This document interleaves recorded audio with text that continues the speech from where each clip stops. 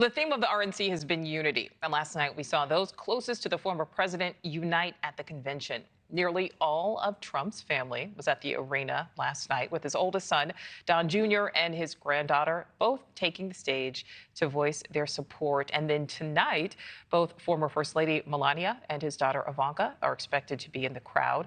NewsNation's Robert Sherman is live there in Milwaukee outside of the arena. Robert, up until this point, Melania and Ivanka Trump really haven't been seen much. And then finally, he was able to talk about... No, they really haven't up to this juncture, especially here at the RNC. I mean, the Tuesday date is typically a slot in which you would see a First Lady or former First Lady speaking, and that position ended up going off to other members of the Trump family. But according to members of the Trump family, we've seen them give interviews in which they say that the former First Lady and Ivanka Trump are both slated to be here later today. Up to this point, in terms of Melania, there have been a couple of key moments throughout this campaign that she has missed. One of them was the announcement from the former president that he was running once again for the 2024 election. She was not there at the first debate, and she was not here earlier in the week. On the other hand, with Ivanka, you may recall that she put out a statement right when the former president was getting back in which she said that she was effectively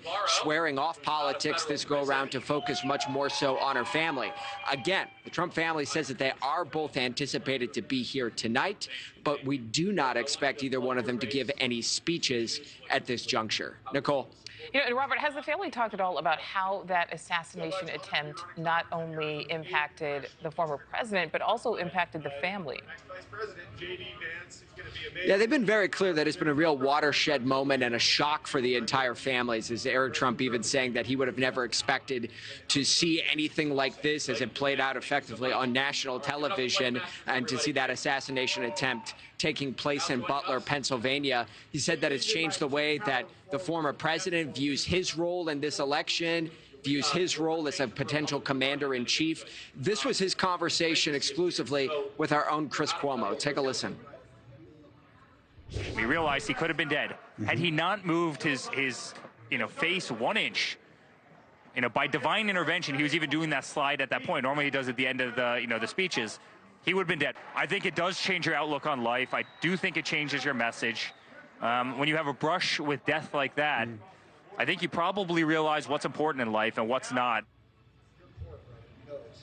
And as we've said, the former president changing the main topic of his speech in the wake of that Saturday assassination attempt, more of a focus on unity, less of a focus on President Biden. Just about all of that being driven by that assassination attempt on Saturday. The family says that it's been resonating throughout the family and that this is something that they've been seeing firsthand.